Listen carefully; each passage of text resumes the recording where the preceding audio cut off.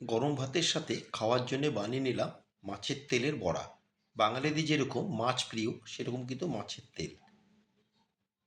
এইভাবে মাছের তেলের বড়া যদি বানিয়ে নেওয়া যায় গরম ভাতের সাথে কিন্তু দুর্দান্ত লাগে খেতে।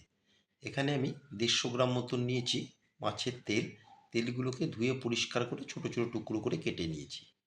এখন মাছের তেলের মধ্যে দিয়ে দিচ্ছি 2 টেবিল চামচ চালের গুঁড়ো, আর দিয়ে দিচ্ছি সমপরিমাণে 2 টেবিল চামচ দিয়ে দিলাম বেসন। চালের গুঁড়োটা কিন্তু সবসময় ব্যবহার করার চেষ্টা করবেন, তাহলে বড়াগুলো বেশ মচমচে হবে। আর একটা বড় সাইজের পেঁয়াজকে এরকম লম্বা ঝিরি করে কেটে নিয়েছি, দিয়ে দিলাম পেঁয়াজ। আর দুটো কাঁচা লঙ্কাকেও একদম মিহি করে আমি কুচিয়ে নিয়েছি। আর কিছুটা পরিমাণে দিয়ে দিচ্ছি এখানে আমি ধনেপাতা, কুচনো ধনেপাতাও দিয়ে দিলাম। আর স্বাদ মতন দিয়ে দিচ্ছি নুন। আমি এখানে 1 টেবিল চামচ দিয়ে দিলাম নুন, আর হাফ টেবিল চামচ দিয়ে দেবো গুঁড়ো হলুদ।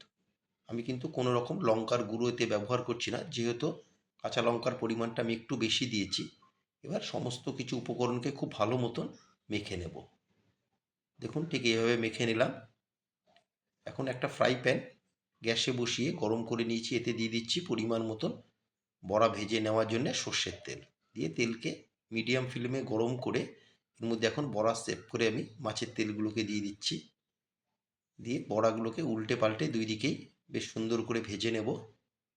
আমার আজকের রেসিপি মাছের তেলের বড়া আপনাদের কেমন লাগলো অবশ্যই একটা কমেন্টের মাধ্যমে জানাবেন। গ্যাসের ফ্লেম মিডিয়ামে রেখে একটু সময় নিয়ে আমি বড়াগুলোকে বেশ ভালো করে ভেজে নিচ্ছি উল্টে পাল্টে দুই দিকেই। গরম ভাত আর তার সাথে যদি এরকম মাছের তেলের বড়া থাকে আর কিছু লাগে না। বড়া আমার ভাজা হয়ে গেছে, কেমন লাগলো অবশ্যই একটা কমেন্টে জানাবেন।